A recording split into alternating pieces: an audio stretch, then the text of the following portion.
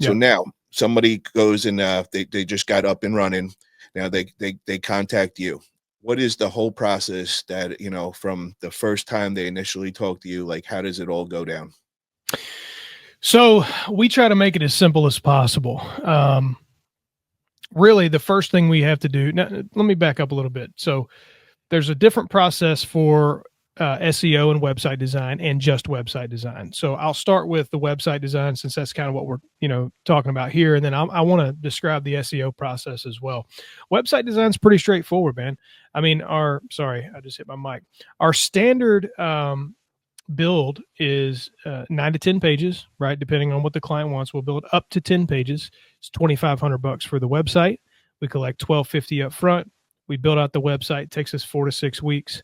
Then we collect the second $1,250. It's that simple. They sign up with Duda. They give us access to Duda. We get in their account and build the website. They own the website. They purchase the URL. They just give us access to it. We don't own any of it. So we'll typically, let's say that we're starting over fresh, right? You and I are starting back from the beginning. Essentially, you would reach out, kind of hit me up, let me know what you want to do, right? And where you're located at and see if we could help you. At that point, we would set up a call to really kind of figure out, what do you want to target? Do you want to target more demolition, or do you want to target more junk removal, or do you not target demolition and you only target, junk removal type services? And we're really just going to have a design call and get an idea of where you're at. At that point, we'll build up a proposal for you. So we'll say, hey, this is the recommended layout of the site. This is what, you can expect to see on the site. And then we give you the numbers, right? The $2,500. Now, if you want a 20-page site, we can do that as well. We've done plenty of those.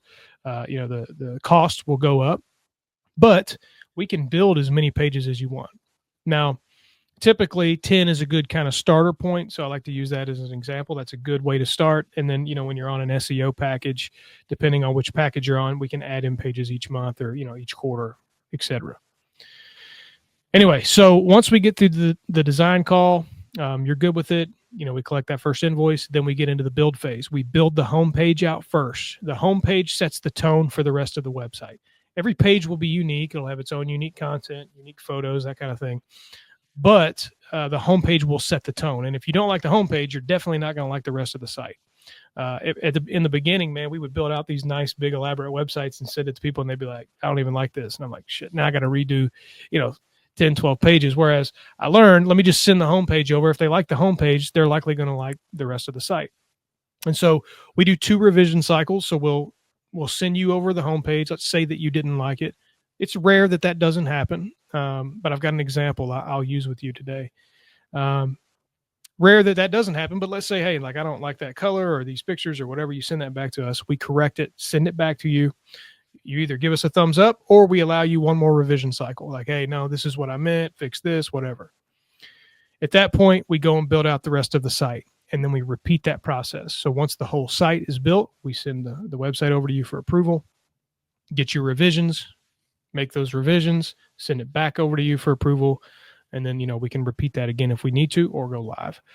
It's pretty straightforward, man. I mean, it's, I try to I want to give people the opportunity to make revisions. A lot of agencies won't do that. They're like, hey, this is what you get. We're the professionals. You got to go with what we give you, but it's your website, man. And I want you to get now, if it's structural and it's going to hurt the SEO or something, I might say, hey, no, we can't do that. But if it's visual stuff, for sure, it's your site. We want it to be custom to you, and we'll make sure that we make that happen. So the difference between that process and the SEO process, so all of the same things apply for website design if you sign up for website and SEO. But with SEO, we have to get into market research. So, Sonoma, California is going to be a lot different than San Jose, California, or Los Angeles, California. It's going to, SEO costs vary depending on your competition, how many searches are happening in your area. Where you're currently at. So, if you just have a Google business profile and you're not ranking at all, what do we need to do on the back end to expedite the process to get you ranking? So there's a lot of factors and research that we have to do on the back end to put the numbers together to understand what it's going to cost to charge you to get you ranking higher. And that can vary a ton. It can really vary a ton. The bigger markets can get very expensive. And, we have clients that are on high packages in those big markets to try to expedite that. We have clients that are on minimum packages. It's kind of this, there's no like, it's very simple and clear. If it were simple and clear, I wish I could make it super simple and clear, but we need to take time to go in and do the research. So we do that research, then we combine those numbers with the website design numbers and all that data, and we have that proposal call. We go through that. We look at what kind of conversion rates can we expect based on your market. What do we look to see, a year down the line once you're actually ranking well? What kind of conversions can we actually get you according to your market's search volume? And then we just start rocking from there, dude. I mean, it's off-page backlinking, it's blog posting, it's adding in pages over time, it's citations, it's managing the Google business profile. And there's a lot of stuff that goes into making the needle move. And sometimes we get into markets and things happen super fast. Sometimes we get into markets and they don't happen as fast as we thought they would. So it's like a lot of nuance for sure. I'm definitely getting an education here, man, because I never really knew before I got into this that there was like a difference between the websites and like the whole SEO part of it and everything. So what does the whole SEO bring to the table? So that is like kind of like your local SEO, so that you're coming up on the local Google searches. Is that what you're focusing on? Right. So we target long tail keywords. So a long tail buyer intent keywords. Essentially, what that means is, say I'm in. I'm going to say it wrong. Hang on, let me look it up. And shout out to Drew24. He attached your website in there for Spearcrest Digital, and he says this is the place to go for targeted business, for junk removal and everything related. Thank you very much, Drew. Appreciate that, brother. Drew, appreciate you, man. So Petaluma, right? I'm a guy in Petaluma and I need junk removal.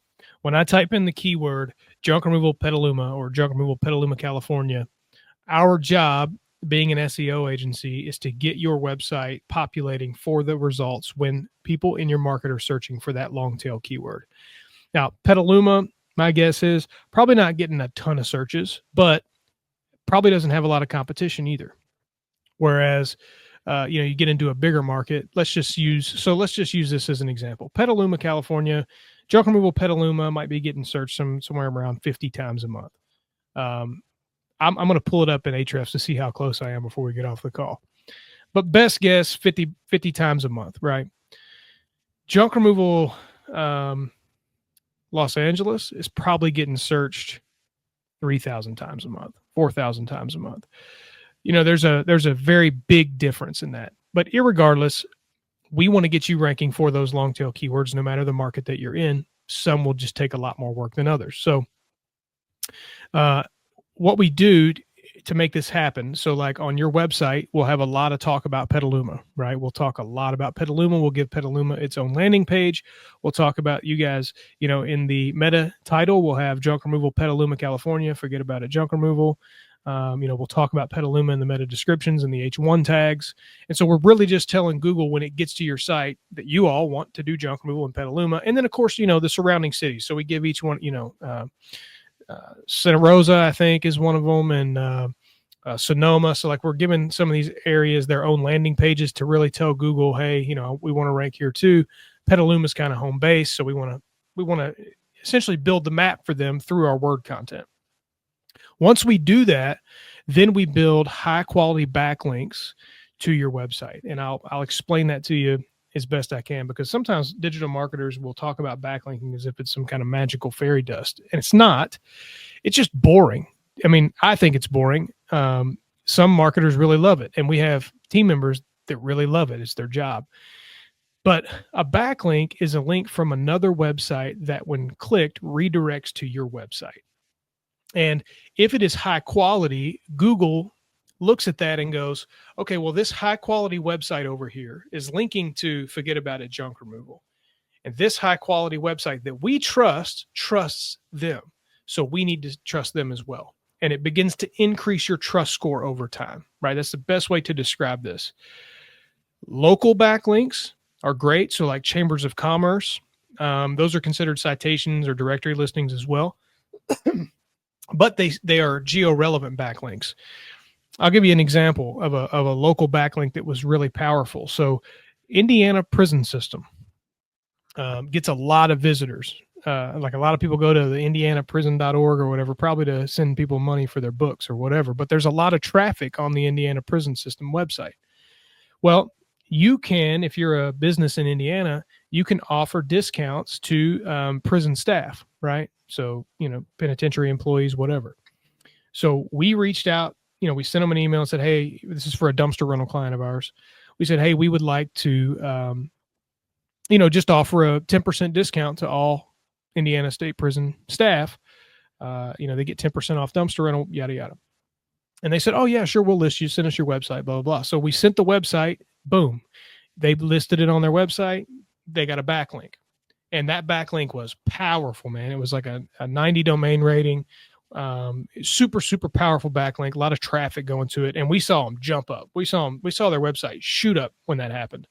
Now, over time, their competitors caught on because they're working with SEO agencies who are doing competitor research and figured out that they'd gotten that backlink, and that's fine. But my point here is saying that good agencies are going to be looking always for those high quality backlinks and building those. That's one piece to the puzzle. That's kind of the off page side. But the on page side is blog posting and adding in pages, really pushing fresh content to the website. You can overdo it, so you got to be careful. But adding in blog posts once or twice a month, and then adding in, and if you can connect YouTube videos to those blogs, that's really powerful too. And then also adding some service area pages or some service pages, once a month or once a quarter is helpful. And then managing that Google business profile as well. There's a lot that goes into managing a Google business profile, and it's kind of an ever-changing environment. And we try to guinea pig our own business and see what's working better and then roll that out to our clients.